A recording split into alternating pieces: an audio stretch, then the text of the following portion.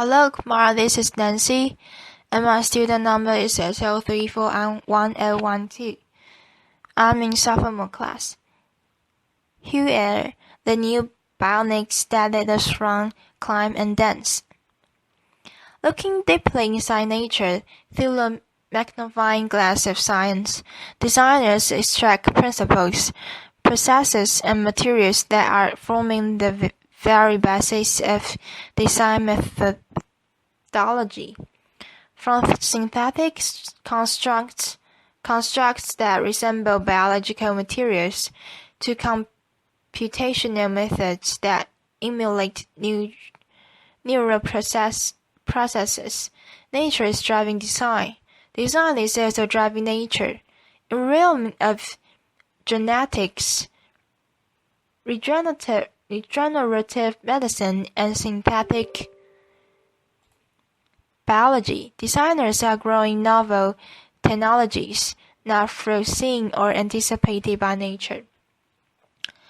Bionics explores the interplay between biology and design.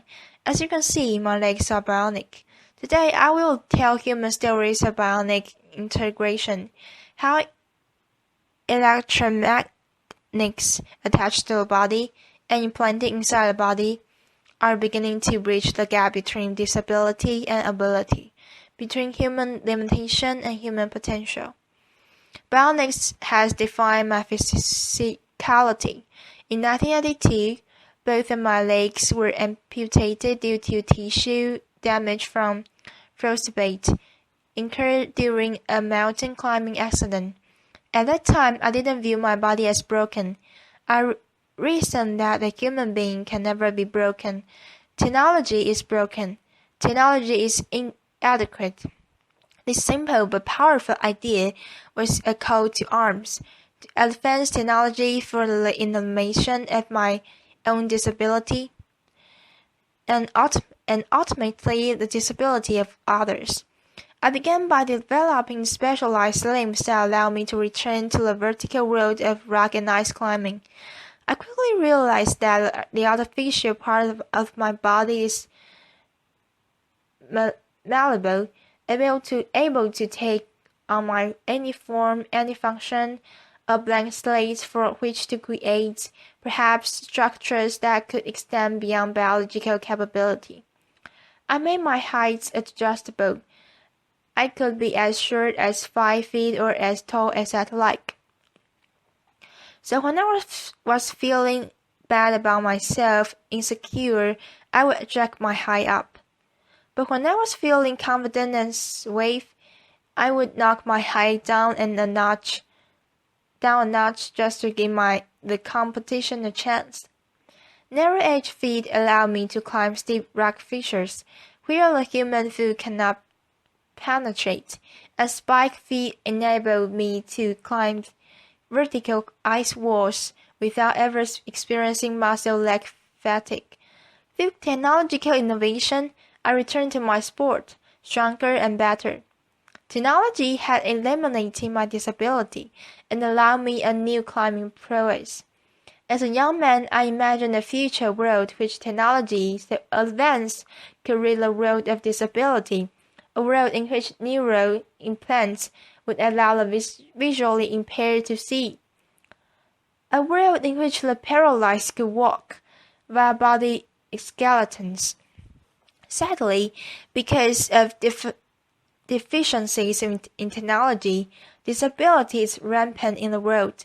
This gentleman is missing 3 limbs. As a testimony to current technology, he is out of a wheelchair, but we need to do a better job in bionics to allow one day for rehabilitation for a person with this level of injury. At the MIT Media Lab, we've established the Center of Extreme Bionics. The mission of the center is to put forth fundamental science and technological capability that will allow the biomechatronic and regenerative repair of humans across a broad range of brain and body disabilities. Today, I'm going to tell you how my legs function, how they work, as a casing point at this center. Now, I made sure to shave my legs last night because I knew I'd be showing them off. Bionics entails the engineering of extreme interfaces. There's 3 extreme interfaces in my bionic limbs. Mechanical, how my limbs are attached to my biological body. Dynamic, how they move like flesh and bone. And electrical, how they communicate with my nervous system. I'll begin with mechanical interface. In the area of design, we still do not understand how to attach devices to the body mechanically.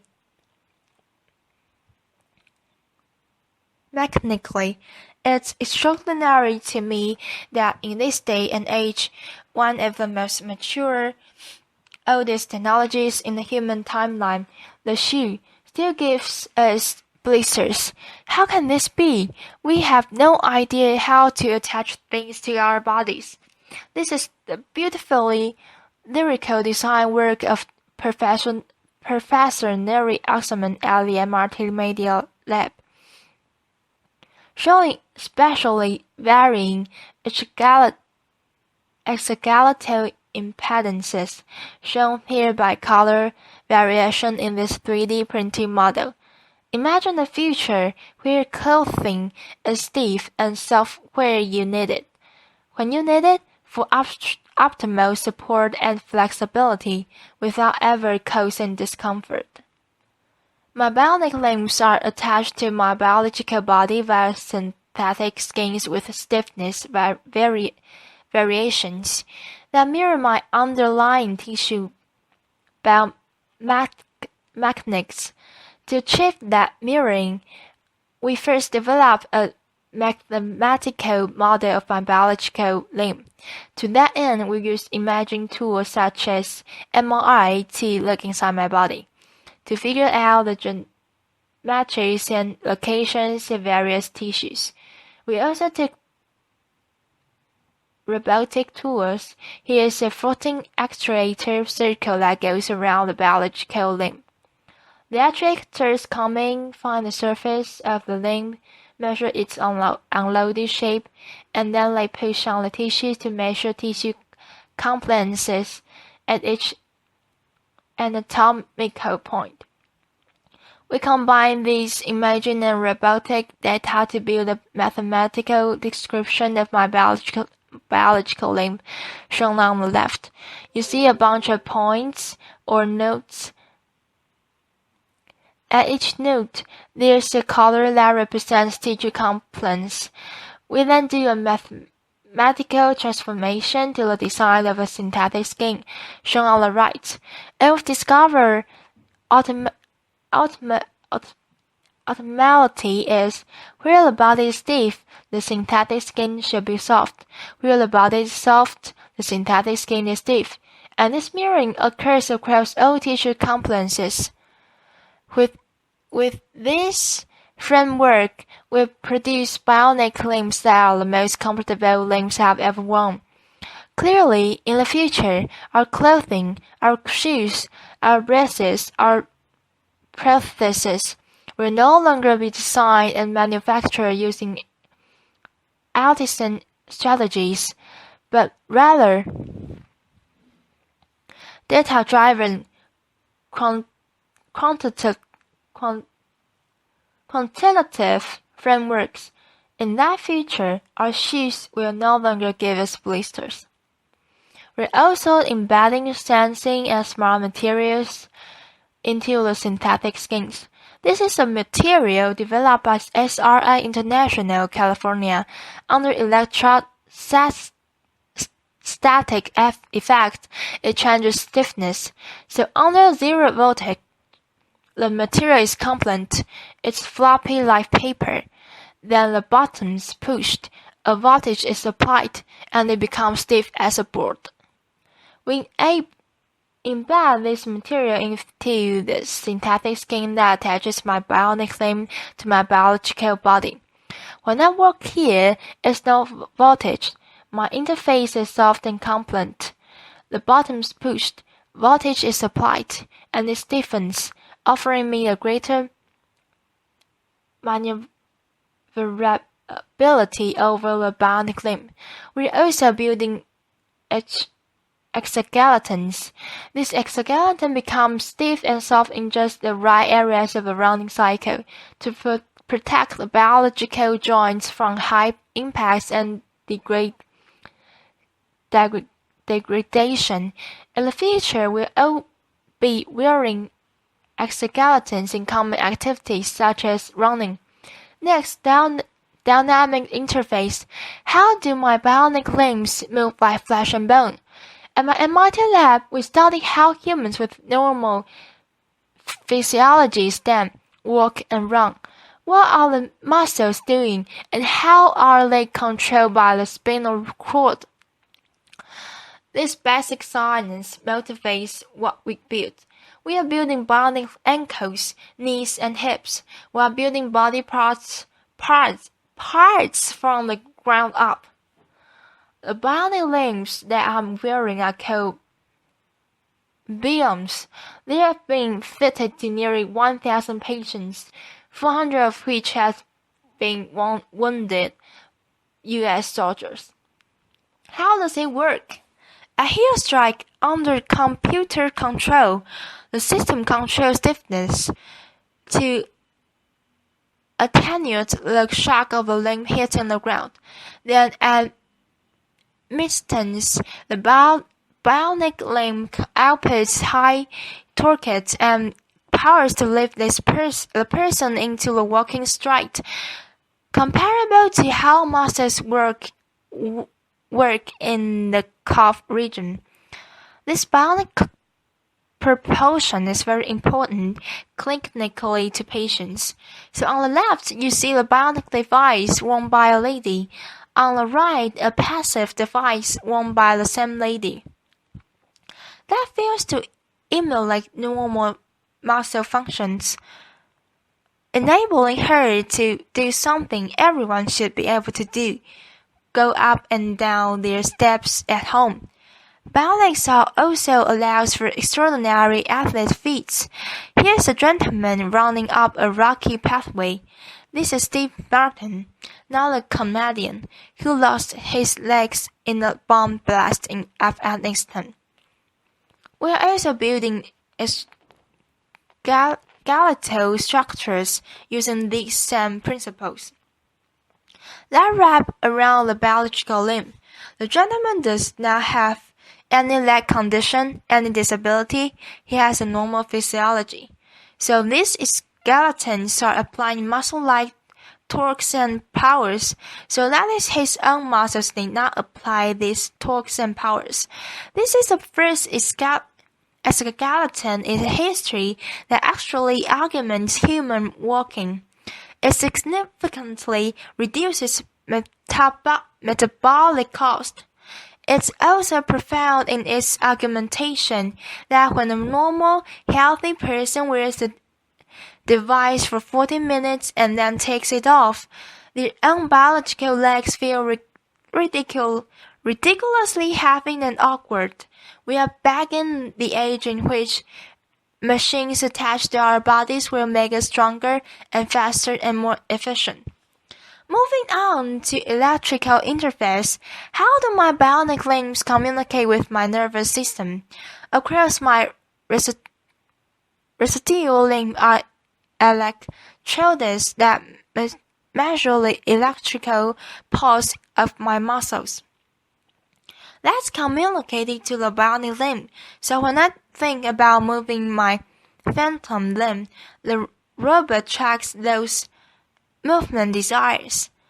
The diagram shows fundamentally how the bionic limb is controlled. So we model the missing biological limb, and we've discovered what reflexes occurred, how the reflexes of the spinal cord are controlling the muscles, and that capability is enabled in the chips of the bionic limb. What we've done then is we modulate the sensitivity of the reflex. The model spinal reflex with a neural signal. So when I relax my muscles in my residual limb, I get very little torque and power, but the more I fire my muscle, the more torque I get, and I can even run. And that was the first demonstration of a running gait under neural command. Feels great. We want to go a step further. We want to actually close the loop between the human and the bionic each external limb. We are doing experiments where we are going nerves, transected nerves through channels or microchannel arrays. On the other side of the channel, the nerve then attaches to cells, skin cells, and muscle cells. In the motor channels, we can sense how the person wishes to move. That can send out wirelessly to the bionic limb. Then sensory information on the bionic limb can be converted to a stimulant in adjacent channels, sensory channels. So when this is fully developed and for human use, persons like myself will not only have synthetic limbs that move like flesh and bone, but actually feel like flesh and bone. This video shows Lisa melted shortly after being fitted with 2 bionic limbs. Indeed, bionics is making a profound differences in people's lives. Lisa melted, oh my god, I can't believe it. It's just like I've got a real leg. Now don't start running. Now turn around and do the same thing walking up, but get on your heel to toe, like you would normally just walk on level ground. Try to walk right up the hill. Oh my god, is it pushing you up? Yes, I can't even describe it. It's pushing you right up. Next week, I'm visiting the center. Thank you. Next week, I'm visiting the Center for Medicare and Medicaid Services, and I'm going to try to convince CMS to grant appropriate code language and pricing, so this technology can be made available to the patients that need it. Thank you. It's not well appreciated, but over half of the world's population suffers from some form of cognitive, emotional, sensory, or motor condition. And because of poor technology, too often, condition results in disability and a poorer quality of life. Basic levels of physiological function should be a part of our human rights. Every person should have the right to live life without disability if they so choose. The right to live life without severe depression. The right to see a loved one. In the case of seeing impaired, or the right to walk or to dance. In the case of limb paralysis, of limb amputation. As a society, we can achieve these human rights. If we accept the proposition that humans are not disabled, a human can never be broken. Our built environments, our technologies are broken and disabled. We the people need not accept our limitations, but can transcend disability through technological innovation. Indeed, through fundamental advances in bionics in this century, we will set the technological foundation for an enhanced human experience, and we will end disability. I'd like to finish up with one more story, a beautiful story, the story of Andrine Haley Davis. Andrine lost her left leg in the Boston terrorist attack. I met Andrine when this photo was taken, at Spalding Rehabilitation Hospital. Andrine is a dancer, a a ballroom dancer, entering breaths and leaf stems. It is her expression. It is her art form. Yet naturally, when she lost her limb in the Boston terrorist attacks, she wanted to return to the dance floor. After meeting her and driving home in my car, I thought, I'm an MIT professor. I have resources. Let's build her a bounding to enable her to go back to her life of dance. I wrote in MIT Science with expertise in prosthetics, robotics, machine learning, and biomechanics, and over a 200-day research period, we studied dance. We brought in dance with biological limbs, and we studied how they move, with what forces they apply on the dance floor, and we took those data, and we pulled forth fundamental principles of dance, reflexive dance capability, and we enabled that intelligence into the bounding limb. Bounding is not only about making people stronger and faster.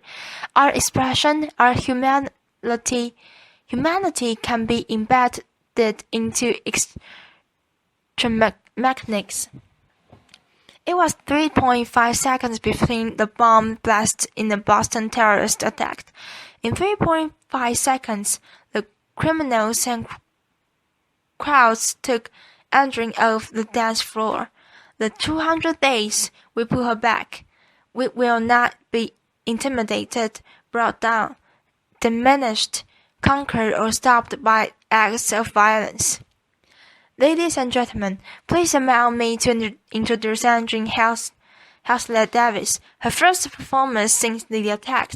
She's dancing with Christian Leitner.